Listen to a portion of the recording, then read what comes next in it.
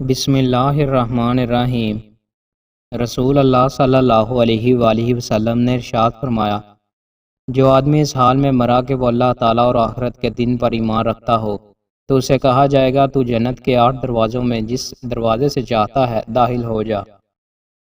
رسول اللہ صلی اللہ علیہ وآلہ وسلم نے ارشاد فرمایا، جو شخص گواہی دے کہ اللہ کے سوا کوئی معبود برحق نہیں اور محمد صلی اللہ علیہ وآلہ وسلم اللہ کے رسول ہیں، اللہ نے اس کو جہنم پر حرام کر دیا ہے۔ رسول اللہ صلی اللہ علیہ وآلہ وسلم نے ارشاد فرمایا، جس نے سورج غروب ہونے سے پہلے عصر کی 1 رکعت پا لی اس نے نماز پا لی، اور جس نے سورج طلوع ہونے سے پہلے فجر کی 1 رکعت پا لی اس نے نماز پا لی۔ ایک آدمی نے رسول اللہ صلی اللہ علیہ وآلہ وسلم سے پوچھا، رسول اللہ صلی اللہ علیہ وآلہ وسلم کیا فرماتے ہیں، اگر میں فرض نمازیں ادا کروں اور رمضان کے روزے رکھوں اور حلال کو حلال اور حرام کو حرام سمجھوں اور اس پر کچھ اضافہ نہ کروں تو کیا میں جنت میں داخل ہو جاؤں گا؟ رسول اللہ صلی اللہ علیہ وآلہ وسلم نے فرمایا، ہاں۔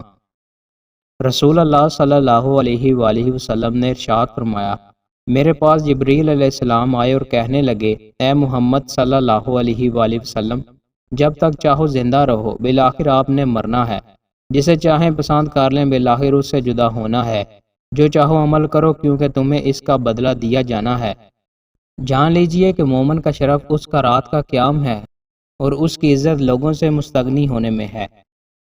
حضرت عبداللہ بن مسعود رضی اللہ تعالیٰ عنہ سے روایت ہے، ایک عرابی نے رسول اللہ صلی اللہ علیہ وآلہ وسلم سے عرض کیا، اسلام میں نیک اعمال بہت زیادہ ہیں، میں سب کو کماحقہ ادا نہیں کر سکتا، مجھے ایک بات بتا دیجئے جسے میں مضبوطی سے پکڑ لوں۔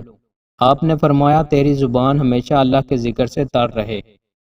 رسول اللہ صلی اللہ علیہ وآلہ وسلم نے ارشاد فرمایا، اللہ تعالیٰ تمہاری توبہ سے اس سے زیادہ خوش ہوتا ہے جتنا کوئی اپنے گمشدہ سواری پا کر خوش ہوتا ہے۔